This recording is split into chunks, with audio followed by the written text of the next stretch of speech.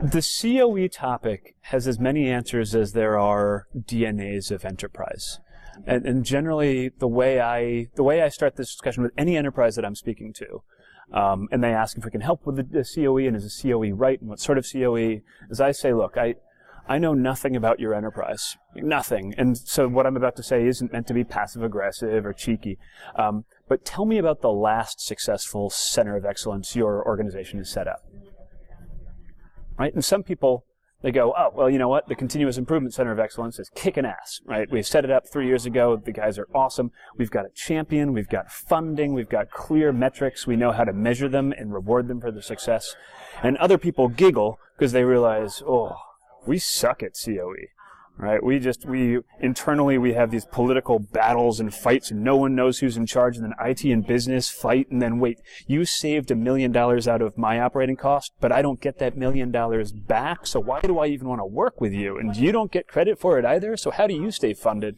So there's as many realities as there are companies. I do think no matter what, smart, enterprising, resourceful people in every organization are doing this in every tendril of your business. They're doing this with stuff they downloaded for free. They're doing it with stuff that the IT group had the wherewithal and the budget to buy.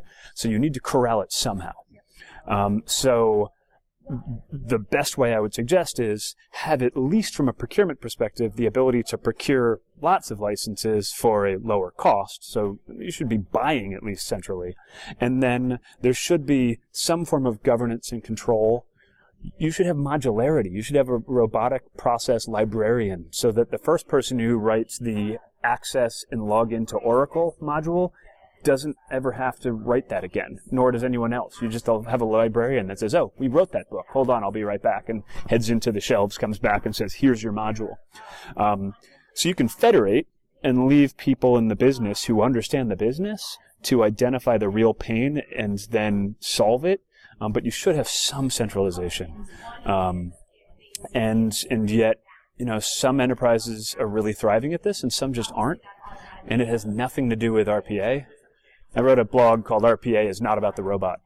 And it's just about whether your organization can keep its shit together and have different groups work together to actually have an additive benefit to this versus just we chose Automation Anywhere and you chose UiPath and they just downloaded something else for free and they're trying to build it themselves. And I mean, because that's what's happening in some organizations. And I think, like I said, RPA is never leaving. It's going to be with us for decades. So the reality in your enterprise 10 years from now is you can root cause back to who you are today and what the seeds you're planting. Right? You've either chosen one crop and one sort of way to farm, or you're just going crazy, and then someone's going to make a lot of money corralling those cats in the future.